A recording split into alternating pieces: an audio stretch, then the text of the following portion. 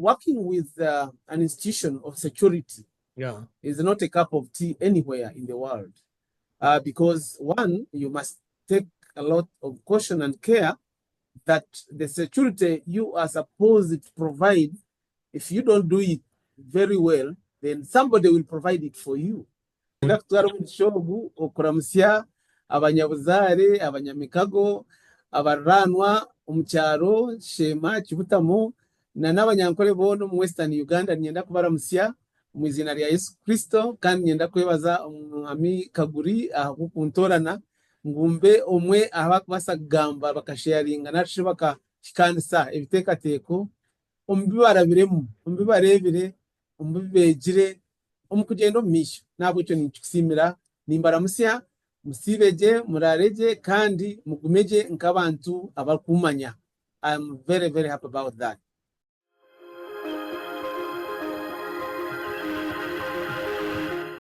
Hello, everybody. Welcome to TJK Shares, one-on-one with TJK. This is the channel we promised you. I will bring you ordinary people doing extraordinary things with one objective: to learn, relearn, and unlearn from each other. We've had opportunities to speak to many people around the world from so many different continents. It always brings me special pleasure when I go home back to Uganda, where I was born and raised, a country that made me the man I am today, and get to talk to the brains and the people who are working there, who are doing so much good work in our countries, who go beyond their daily work to go around and change lives of others and continue to make the world a better place than we found it. Today, ladies and gentlemen, I am so excited to be hosting the first person I've hosted who serves our country in uniform. Now, many of you are going to start thinking major generals and everything going on. This is my friend, Robert Munanura, Assistant Commissioner General for Uganda prisons in Uganda. I will tell you, I met Robert when he came here in Michigan at Michigan State University as a Humphrey Fellow. And since that time, we've not only been friends, but been brothers. I've watched him succeed in his career. I've visited him and Sharon, his wife, and their 6 children. They have celebrated many years in marriage, 25, and going strong. So he is a family man. He's a hardworking man. He speaks the same language as mine. He will greet you in that language, and he's such an inspiration to me and to our nation. My friend, welcome to the channel, and thank you for making time to speak with us and to share your knowledge. Please introduce yourself briefly and speak a little bit about your background. Then we get into this conversation. Thank you very much, Mr. Kaguri. I want to really thank you for thinking about me and thinking that you could host me so that I can share a little about myself with the world, because this is an international channel, and I congratulate you for actually being part of such a revolution in this world. My name is Robert Munanura. I am exactly 55 years old, or young, whichever way. Young. And I was born in a small village called Kivutamo in Shema district, actually now Shema municipality, in the Greater Bushenyi district. Born to the late Tom Webesa, my father, who died in 2007, and born also to late Janet Mwebesa, who died when I was actually 6 years old in 1976. We are born a number of children, and we have grown together. Two of them have departed this world. The rest are living, married, and they have children, and we are a neat family. And growing up in this very remote, but not up to this time and level, then I think we have come from far. We have seen development come from our village. We have seen transformation in terms of livelihoods.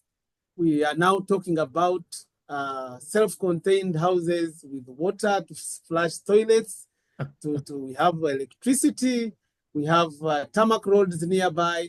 So we are not that rural now any longer, and we thank God for that. I have a broad background into especially the current job that I do as Assistant Commissioner General of Prisons, which I joined in 1998 as a cadet assistant superintendent of prisons. I have risen through the ranks to become what I am today, and what I am today is Assistant Commissioner General of Prisons, which is number 3 in the hierarchy of this country. And I actually head the Directorate of Production and Engineering. Incidentally, I'm not an engineer, so I'm just an administrator, and that is where my efforts are now desired. Consequently, I can be transferred to another directorate, and I can still serve. But I'm also a senior member of the Lions clubs. I've been a a Lion for the last 27 years. I joined the same year I joined prisons is the same year I joined the Lions International. Yes. And I have risen through the ranks to become a past district governor. In fact, the past civil servant to become a governor of a service organization in my country, because it was laborious, but it's a question of how you balance yourself and work. I've had the opportunity, a very big opportunity through my career, to come to Michigan, where I met Mr. Kaguri, and I had come on a Hubert Humphrey Fellowship, which is a mid-career management course offered to willing participants, but very, very competitive. And so in 2012, 2013, I was in Michigan State University, first at UC Davis, University of California, to learn some better English. Somebody thought I could not speak English, maybe my pronunciation. Then consequently, I went to Michigan and did 1 year and interacted with very many important people, but also visited the prisons and had something to compare and take back home at the end of this study. I'm glad that you invited me to be part of this conversation. I'm happy and thrilled. Thank you, Robert. As you speak, I've said this many times, nearly in every interview. I think I know you. I think I know the person. Then we start talking about ourselves and I learn new things. So first of all, let's honor mom and dad who are departed. 2 seconds silence. May they rest in peace. Second, let me tell you, my mom, who's also departed, her name was Janet. Oh, interesting. We never talked about this. Yeah, You sure. had two siblings who have passed away. My brother, the oldest brother, and my sister also passed away. Yes. You went to UC Davis first. We lived in UC Davis with Nicholas's mother, my ex-wife. We lived in UC Davis, and that's where you went. All this we didn't know. But yes. ninyendora musaba chibutamo omulunyankole ruchiga awokuba tubona nkubasike enyuma abantu bachibutamo leko mwana wanya baramuse omulunyankole ruchiga. Then wamara kubaramusa, I would like you to speak a little bit. Why were you interested? What really triggered you to go into prisons systems to pursue a career?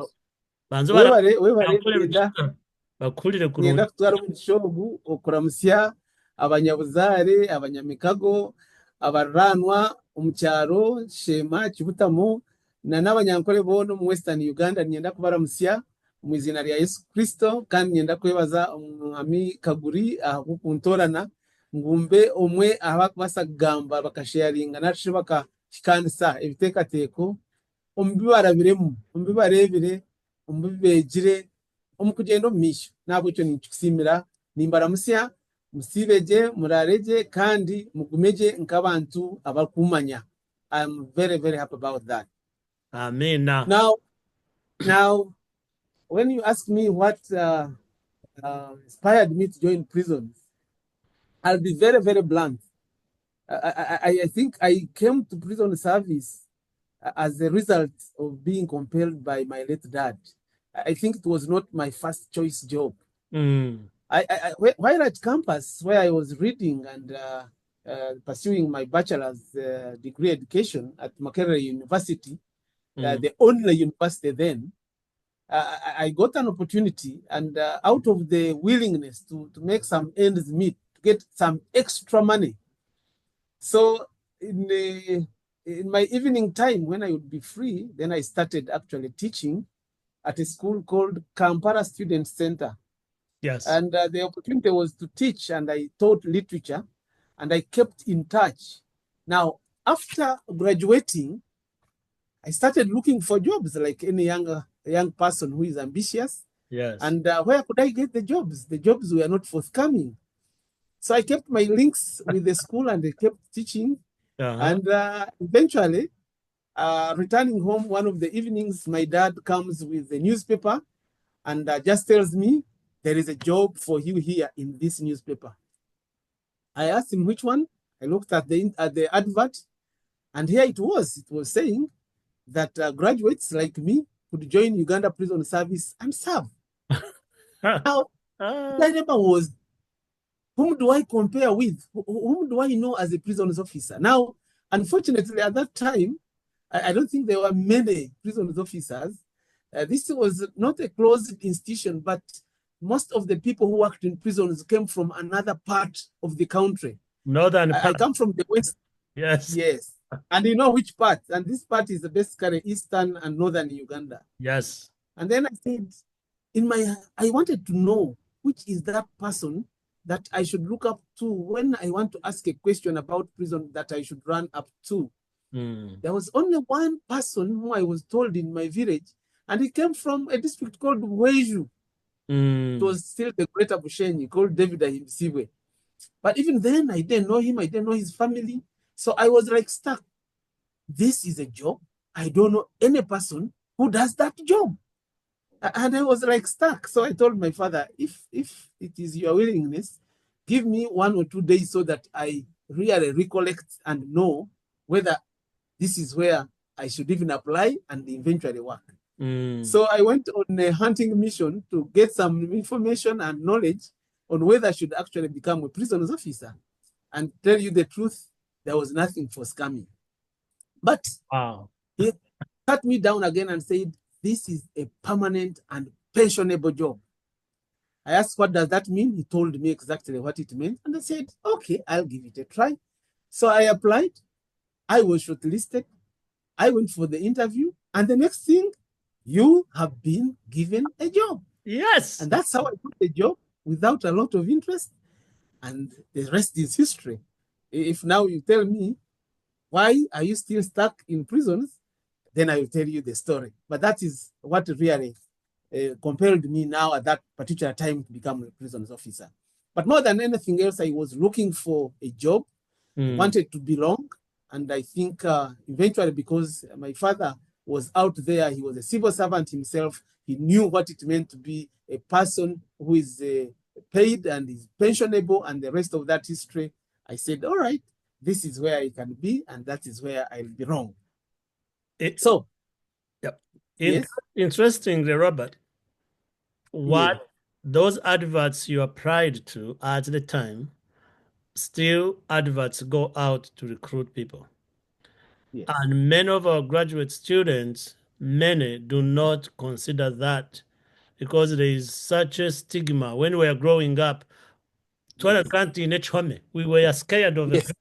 Yes, so anything that happened, what prison in it, you didn't want to get even when I was asking my dad, I was like, what is it that you're telling me to do? Exactly. I know they are prisoners. These are risky people. Living with them is risky.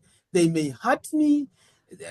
I said, these are wrongdoers. What do I have to do with wrongdoers? I'm not a wrongdoer myself. So I can get a better job. I can get a tax collector's job, work with Uganda Revenue Authority. So that my focus was getting those other jobs and not this in particular. So I would say that then who inspired me, person who inspired me is my late dad. He said, this is the job. And his explanation of being a permanent and pensionable job is what really compelled me and convicted me. Why should I work on a temporary or semi-permanent jobs when there is a temporary job.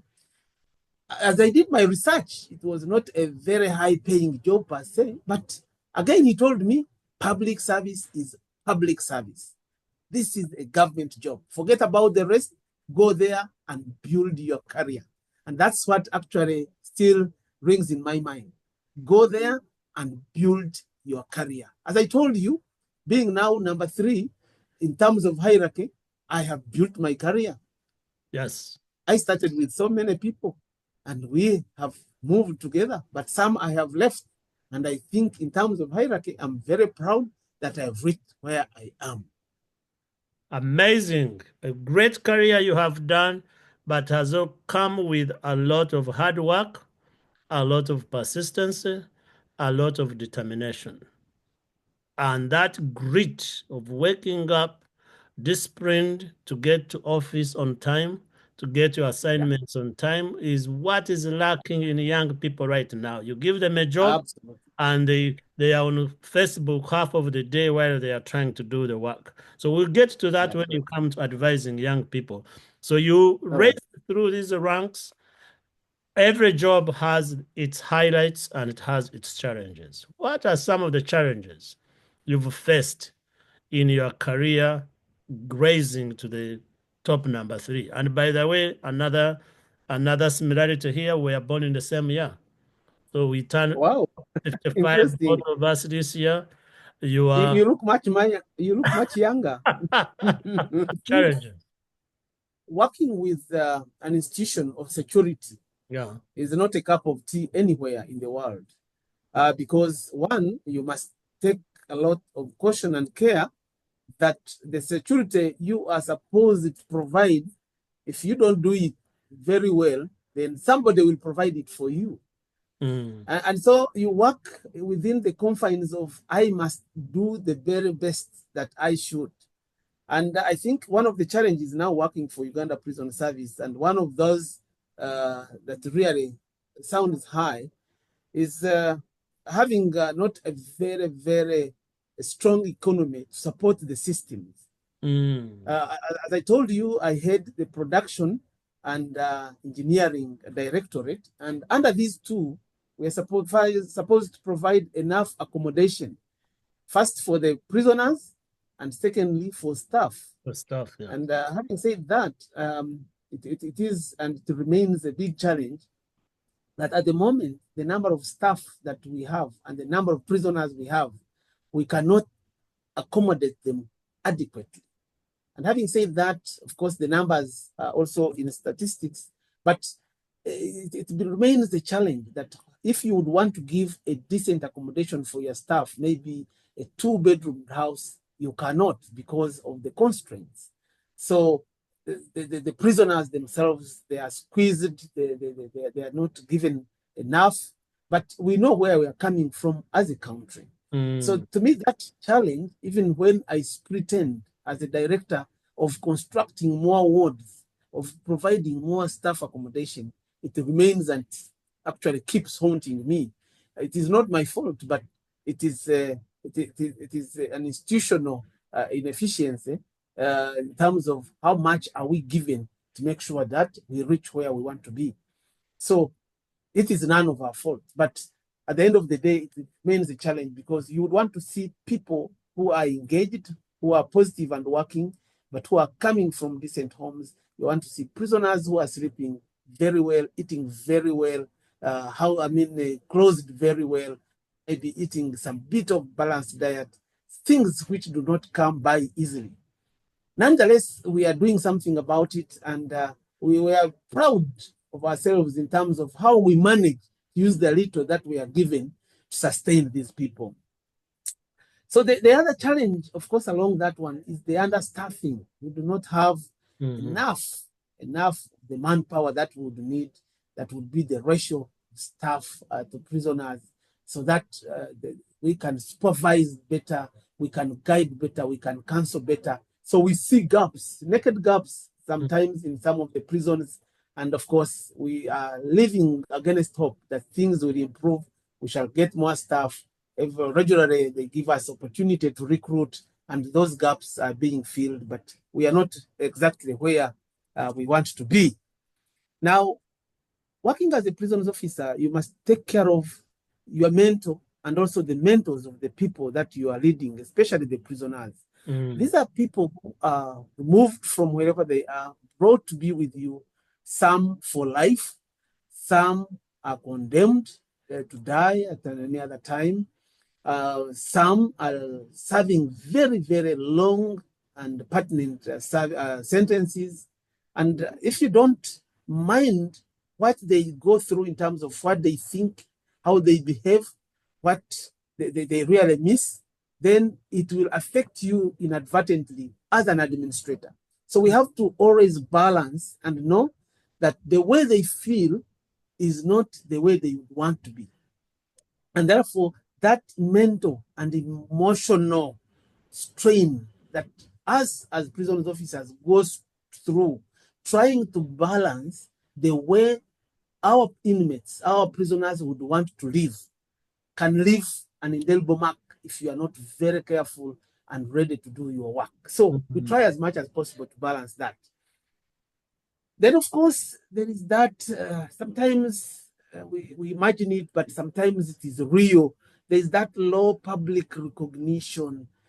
You are keeping the funny, you are keeping the rejected, you are keeping the ugly out of society. So how better are you from them?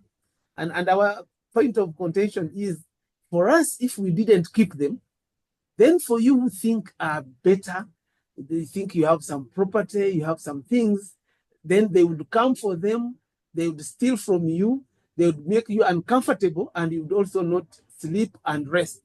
So for us in the middle there, therefore, we think we could be appreciated more and better by the people that entrust us as a system to keep them on their behalf so that we transform them, we make them better, and when we release them back to them, they are transformed and they are better. But the various platforms of entry into making sure that we rehabilitate prisoners, give them skills, and as a director who is partly responsible for some of these, I am very, very sure and confident that what we do really makes and turns them around. So if we got more resources, then we could do much more to really rehabilitate these people. And so long as that remains, then it remains a challenge for us. But at the end of the day, we think that we are breaking the barriers, we are reducing the recidivism rate, or the rate at which prisoners who are going out of our system come back. We are reducing it tremendously. It is within a range of 13 to about 17 in Uganda, and we credit ourselves and say, yes, if we didn't do the transformation that we do on prisoners through rehabilitation systems, probably the situation would be worse, and we wouldn't want that situation to occur. So we are happy. We are happy. In spite of the challenges, we move on. We move on. I'm going to ask a follow-up question related to conditions of prisons. I remember when you were here, I will never forget the statement you made. You had visited some of the prisons in Michigan, and when you came back, I think we were having a meal, you said, prisons here are like hotels. Yes. They have a mattress, they have a blanket, they have a flushing toilet, all there. Yes.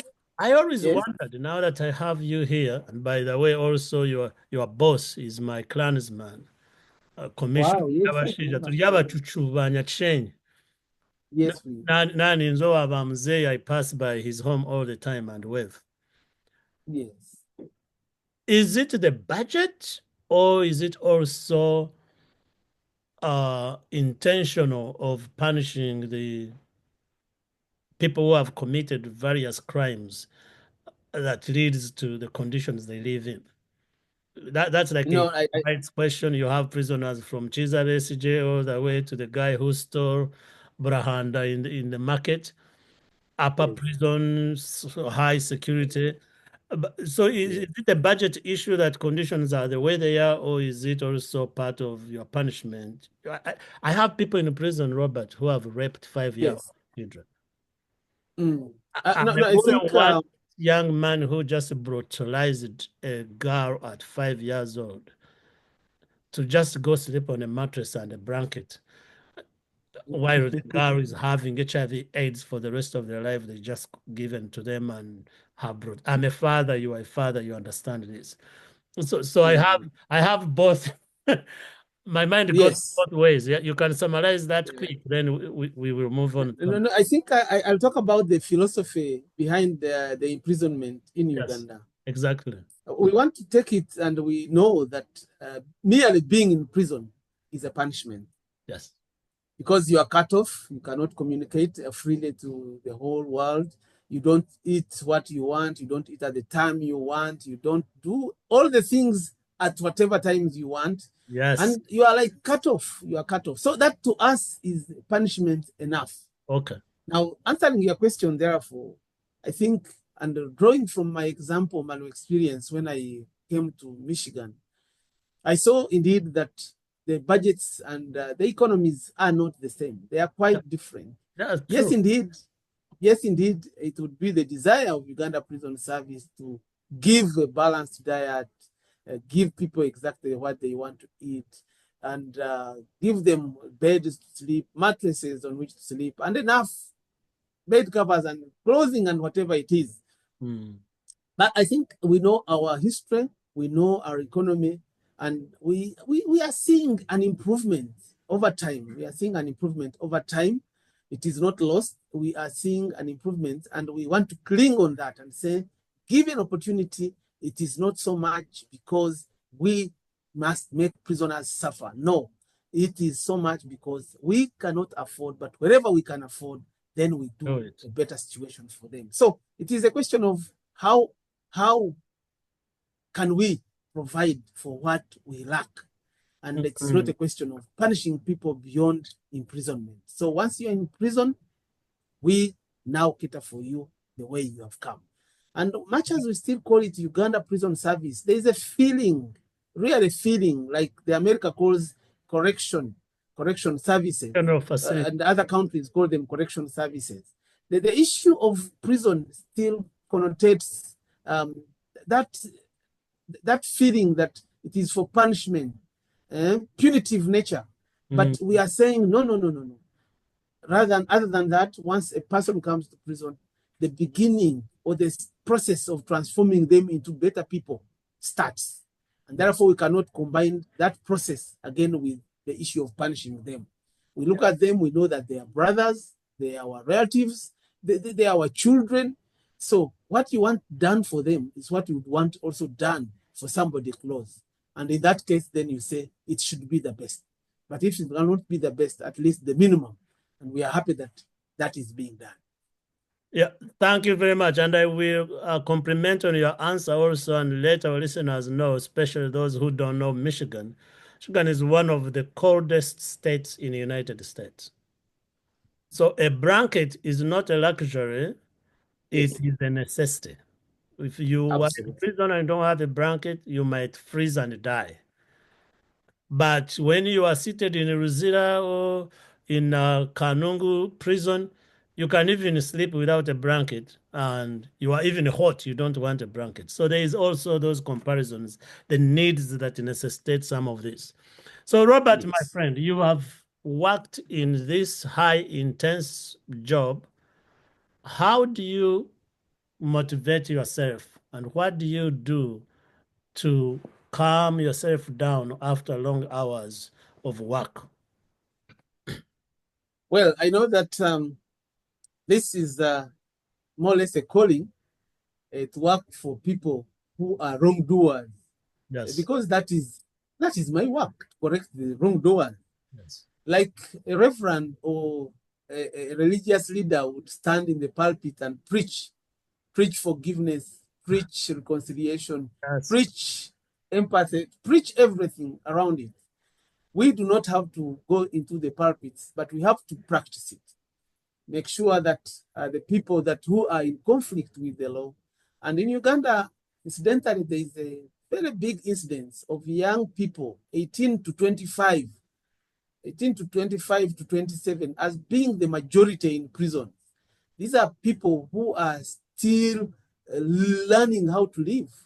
They have just finished school, some of them. some have not gone to school, but they are in conflict with the law. And what is desirable for them is just to live and live better lives. But when they find themselves with us as administrators, we start looking at ways of really transforming them. So how I satisfy myself is to really do the best, make sure that I am empathetic.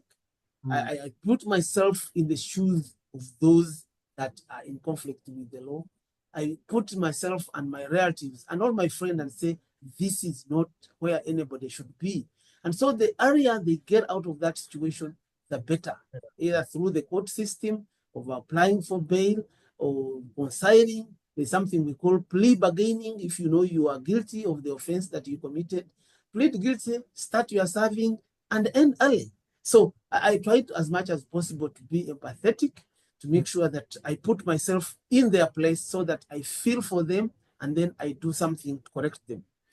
The other thing is to be as much as possible a man of integrity, corruption-free, making sure that what you are given is what you transmit in performing your job so that the people you are serving can see satisfaction.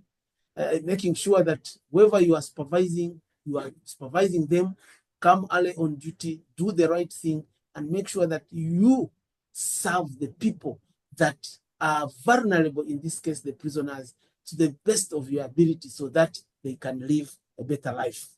And of course, the ability to inspire others. One of the things that I always believe in is, what do people think about me? How do I inspire them?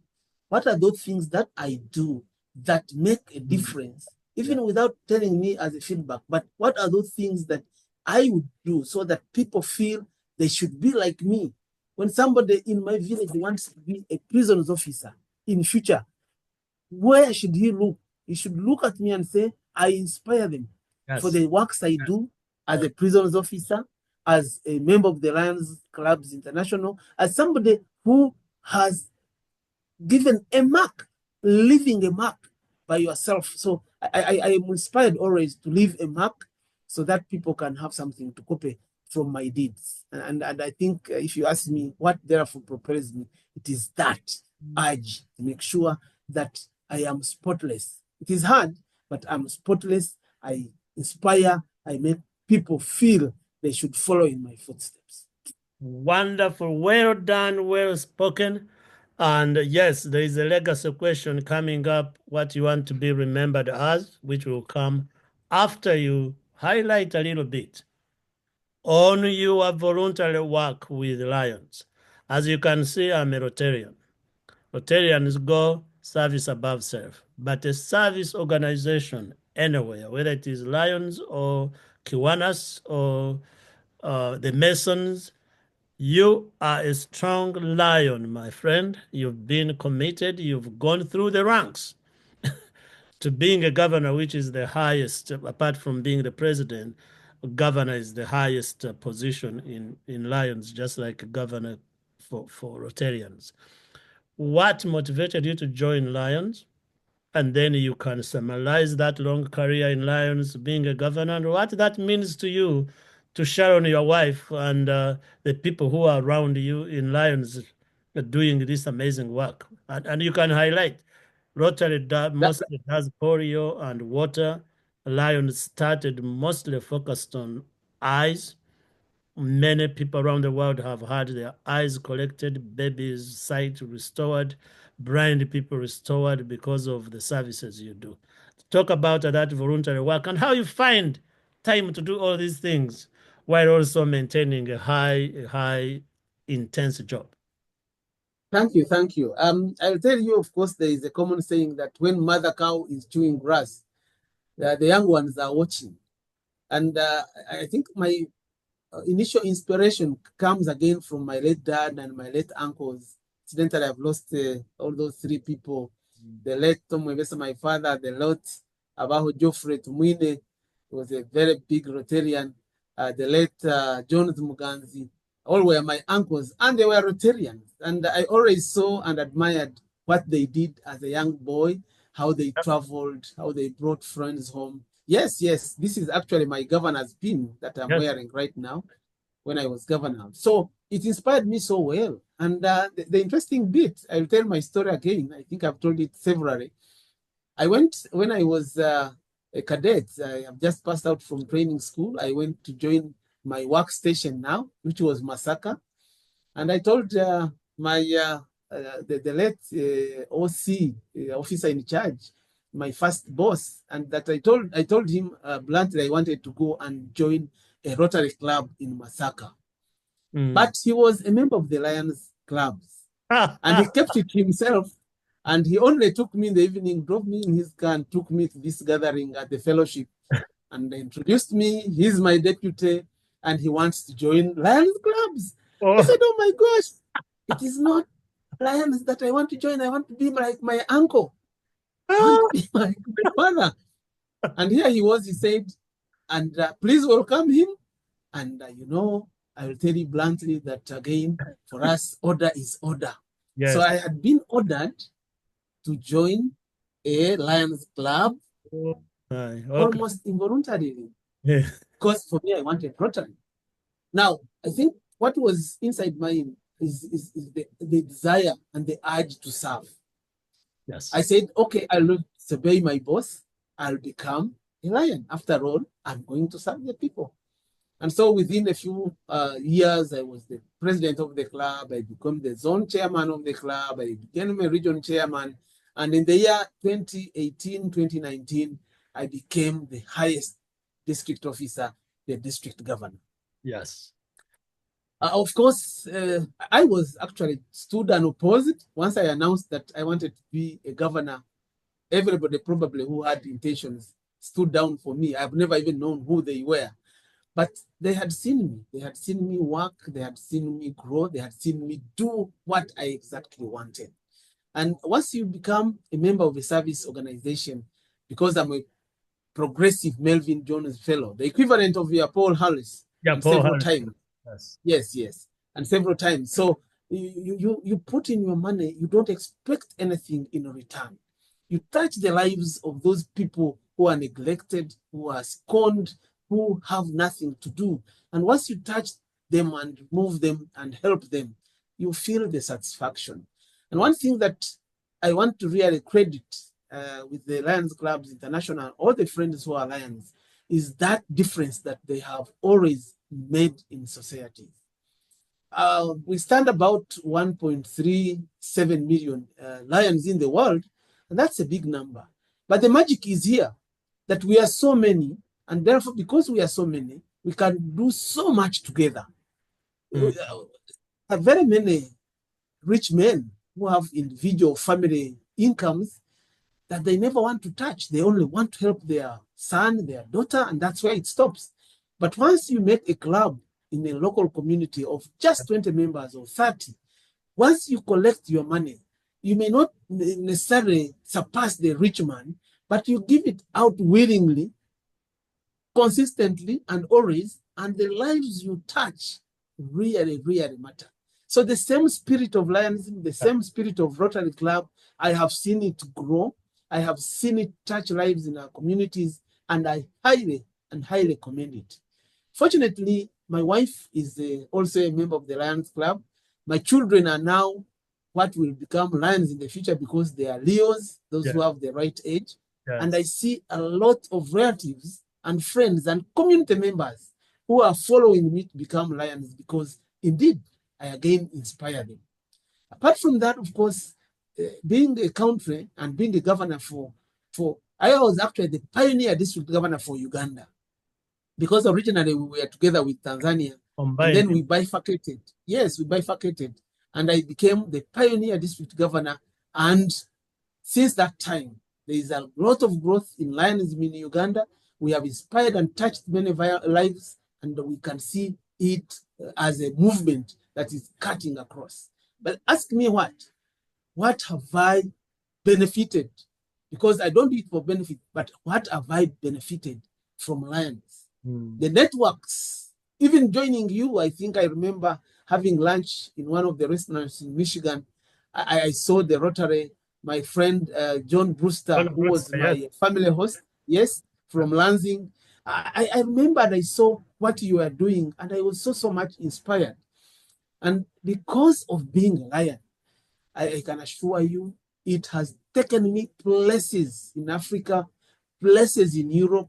I'm actually coming to Orlando, Florida, in July for the annual international convention. Yes, I've yes. just come from Australia. I have moved spaces and places and have made networks of friends. So many, so many. Recently, I held a silver jubilee, 25 years of marriage, and I looked at my invitation list. I looked at the people who honored my invitation. Yes. I said, wow, it is good that I have been a member of the Lions Clubs, a service-minded person, and it's good I have been a prisons officer. The networks are too overwhelming for me as an individual. I keep thanking God because He, out of what I have been able to do for my So, servicing, I have a lot of networks. as the Bible says, Robert, give and it will be given to you. When John Brewster, I told John Brewster, who is a Rotarian here in town and who's been to your house, and I told him we were going to speak. He said, make sure when that episode lands, you send it to me. I want to send to my Rotary clubs and other Lion friends who are here. And our friends, Paddy, who is also huge in Lions in Uganda, they are all waiting Yes, on this episode. So we've already advertised it. But the big message here, ladies and gentlemen who are listening to us, is give yourself. Many of us make excuses. I'm busy, I'm doing this, I'm a Bank of Uganda. The Bank of Uganda of the governor of Bank of Uganda, Tumusiime Mutebile, was a Rotarian. And by the way, now I know why you ended up being a lion. They stole you. But I'm glad you did, because now we can all serve in different capacities in different areas and get to humanity. So absolutely. people, please join these service clubs. They are Lions clubs all over the world in your city. They are Rotary clubs all over the world in your city. Young people, Robert's children, listen to me. I've met you in your own house. I know you are hardworking people. Join early. And when you give, God gives you threefold and more. Many Absolutely. people, when I built a church in my community, Robert, somebody was talking to me and saying, Jackson, this and this. I said, do you give your tithing to your local church? He said, I don't even have money to give. I said, okay. Next time you see me driving, don't start asking why.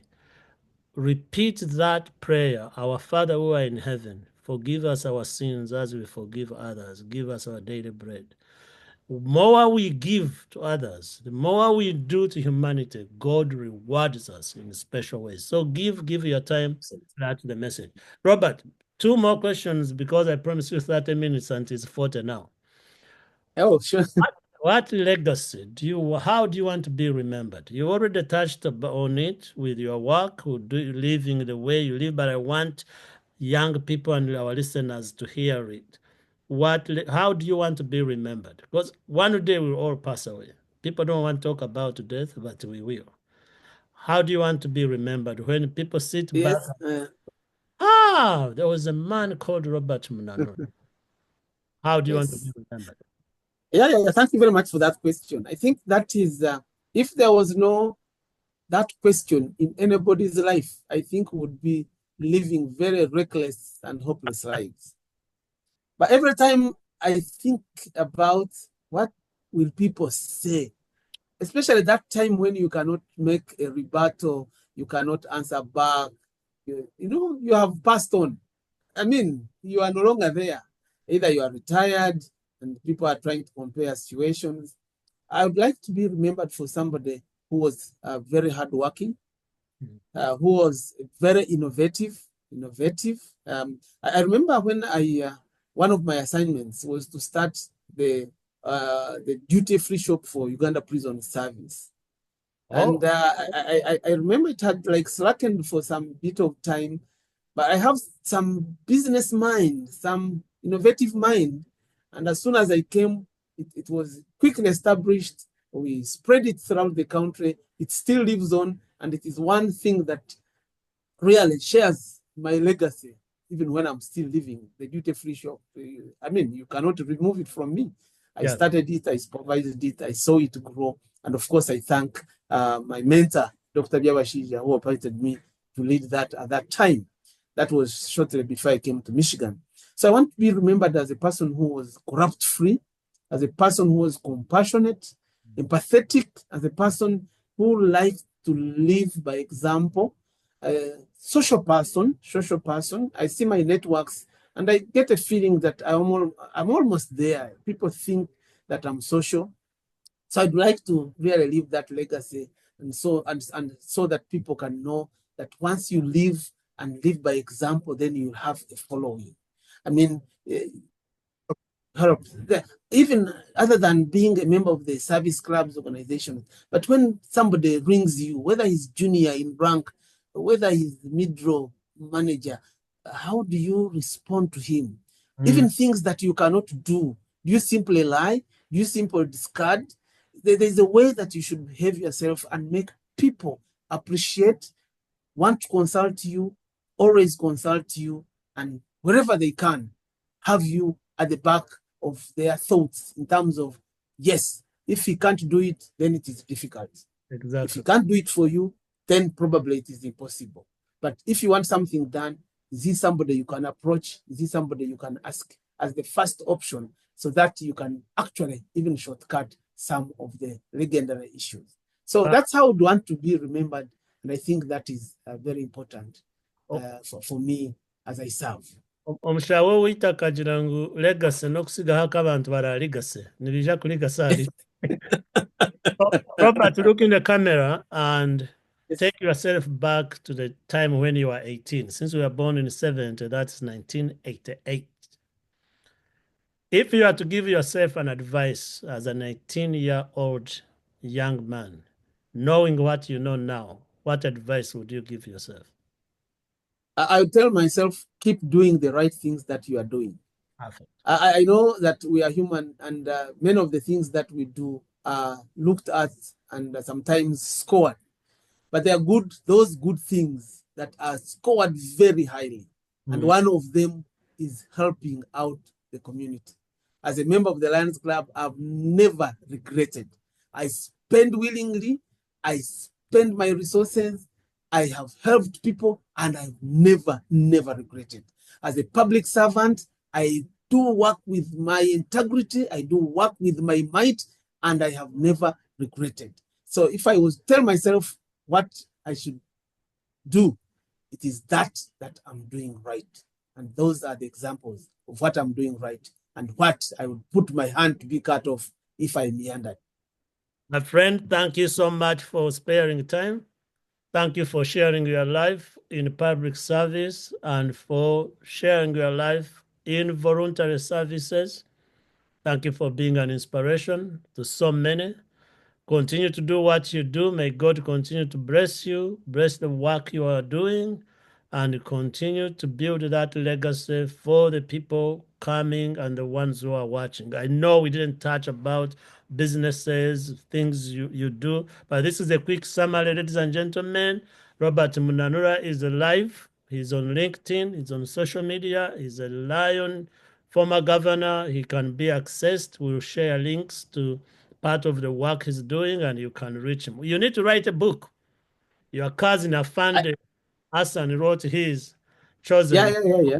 Start thinking to join that authorship so we can continue to share these things. Please say the last word in less than 1 second, and we close it out. I thank you very much for giving me this opportunity to share just a little bit about my story. My story is big, it is huge, and some people know real about it. If you want to know a little bit about me, Facebook is not officially allowed in Uganda, but there are things which are posted there under my name is Robert Munanura. You can see the other bigger story that probably you would want to know. I thank you very much for the opportunity, and I want to thank all the people who will listen in. If you have questions and you have anything to tell me, feel free to tell me, send me a message. But I'm grateful that you have opened up, and I congratulate you once again on this very huge platform. I know you are following from the Nyaka, from everything. I know you are following, and I know this is a big story that will travel far and wide. Thank you very much for the opportunity. Thank you, thank you. It is another way of giving back because people don't have access to you. It is a free channel. Again, we want people to learn, relearn, and unlearn. So please, ladies and gentlemen, share, subscribe, let others know about this. And if you have suggestions to people we can also host here, send them to us, and our producers will make sure they reach out. With that, we know the best is yet to come. Continue to do what you do, and we say thank you and God bless you.